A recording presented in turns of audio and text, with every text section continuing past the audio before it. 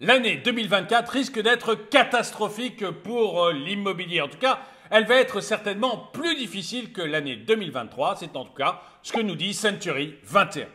Bonjour et bienvenue dans cette nouvelle vidéo de Draw My Economy. Comme toujours, si vous n'êtes pas abonné, je vous suggère de le faire et de cliquer sur la cloche pour être prévenu lorsque je sors une nouvelle vidéo. Je vous ai déjà parlé d'un de mes amis, Ted. Ted Lapartie, il a habité pendant très longtemps en Angleterre et il s'y était déjà fait construire une maison qu'il habitait quelque temps avant qu'elle s'écroule. Oui, il faut dire que c'est pas très solide les maisons anglaises.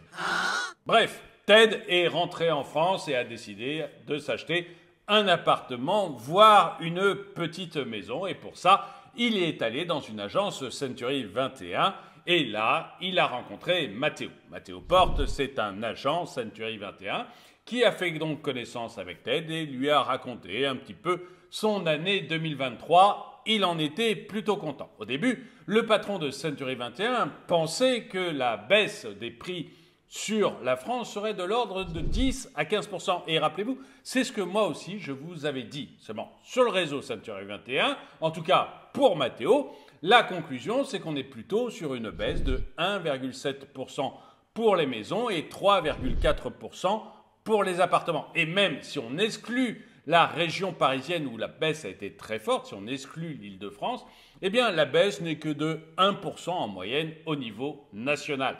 Il y a, ceci dit, de grandes disparités entre les régions. Bref, Matteo était plutôt content de son année 2023. Seulement il a dit que eh bien, le patron de Century 21 n'était pas du tout optimiste pour l'année 2024.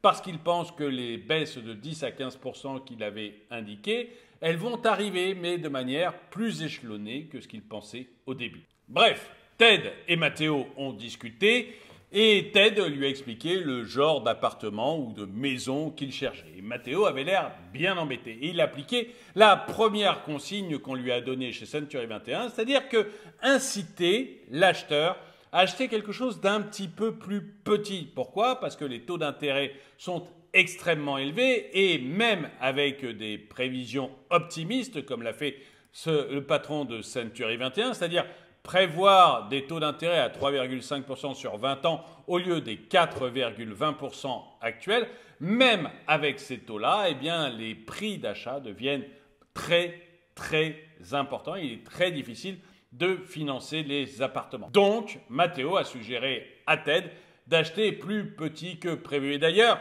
il est allé lui montrer un petit studio parisien, un placard. Donc, évidemment, ça n'a pas plu à Ted, qui se rend compte qu'on ne peut pas acheter toujours plus petit et qu'il faut bien, à un moment, se résoudre à une certaine taille d'appartement. Et ça, c'est quelque chose que Century 21 a parfaitement intégré. Pour eux, en fait, les acheteurs sont arrivés à des tailles limites en termes de taille de ce qu'ils peuvent acheter. Ils ne peuvent pas réduire encore le nombre de pièces dans ce qu'ils vont acheter sans prendre très fortement sur leur confort. Donc, pour Century 21, maintenant, c'est aux vendeurs de faire de véritables efforts. Et le patron de Century 21, le patron de Matteo, vient juste de demander à tous les vendeurs de baisser leur prix d'au moins 7%. Le patron de Century 21 pense qu'avec une baisse des prix de 7%, alors le marché pourra reprendre son souffle et peut-être repartir dans la deuxième partie de l'année 2024. En fait, pour le patron de Century 21, ce sont les vendeurs qui ont la main. Et aujourd'hui, eh bien, le marché ne bougera pas tant que les vendeurs n'auront pas baisser leur prix. Or, ceux qui sont obligés de baisser leur prix, ce sont les vendeurs contraints. Vous savez, ceux qui ont un enfant en plus, ceux qui se marient, ou ceux qui divorcent, ou ceux qui héritent, ou ceux qui déménagent très loin, eux sont des vendeurs contraints, mais ils ne sont pas assez nombreux pour influer réellement sur les prix de l'immobilier. Les autres vendeurs, ce sont soit des vendeurs généralement secondo-accédants, qui ne savent pas s'ils vont vendre ou pas, qui hésitent un peu. Et puis les troisième type vendeurs, ce sont les vendeurs opportunistes, ceux qui veulent faire une belle plus-value. Et les vendeurs qui ne savent pas encore s'ils vont vendre ou les vendeurs opportunistes aujourd'hui ne veulent pas baisser leur prix pour essayer d'obtenir la grosse plus-value qu'ils pensent pouvoir avoir en vendant leurs biens un plus-value qui souvent en plus est exonérée d'impôts. Donc on a ces catégories de vendeurs qui aujourd'hui ne sont pas prêts à baisser leur prix et le patron de Century 21 les supplie est peut-être un peu exagéré, mais leur demande instamment de baisser leur prix de 7% pour que le marché de l'immobilier puisse se débloquer.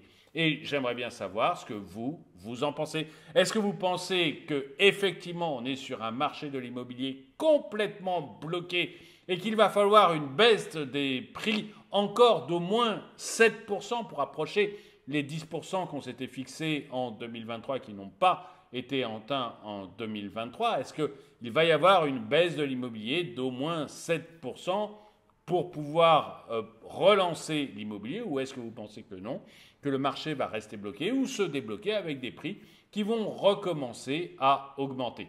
Dites-moi tout ça dans les commentaires. Et le dicton du jour, vous n'avez pas besoin de ressembler à tout le monde pour être quelqu'un.